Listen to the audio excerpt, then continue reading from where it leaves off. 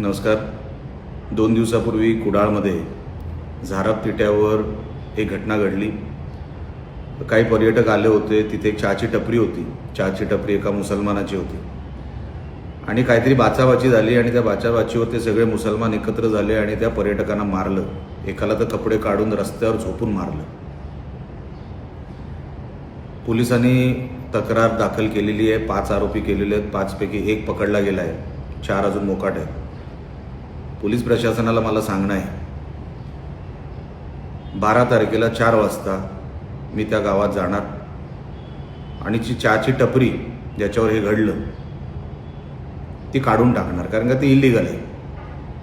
Police प्रशासनाकडे किंवा शासनाकडे 48 तास आहेत.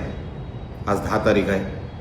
12 तारखेच्या चहाची टपरी काढून टाकावी, नाहीतर मी स्वतः तिथे जाणार आणि तिकडे लॉ अँड ऑर्डरचा जर प्रश्न तयार झाला तर मग ही जबाबदारी सर्वस्वी पोलिसांवर असेल.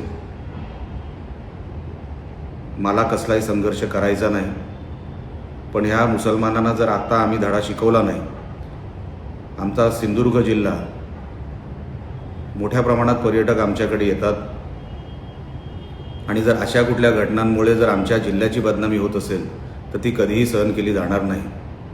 म्हणून येणाऱ्या 12 तारखेला आमच्या सगळ्या हिंदू बांधवांनी कुडाळमध्ये जमायचं आहे. ते ठिकाण तुम्हाला नंतर सांगण्यात येईल आणि आपण स्वतः त्या गावात जाऊन हे कोण मुसलमान, एक कशासाठी हे सगळं त्यांनी केलं, कसली ताकद त्यांना दाखवायची होती, त्यांची जिरवण्यासाठी आता वेळ आलेली आहे. आता आपण सगळ्यांनी जमून तिकडे जावं. आपण स्वतः सगळे मिळून तिकडे जायचं आहे, जमायचं आहे आणि पोलिसांनी ह्या विषयाची दखल घ्यावी आणि योग्य ती कारवाई करावी.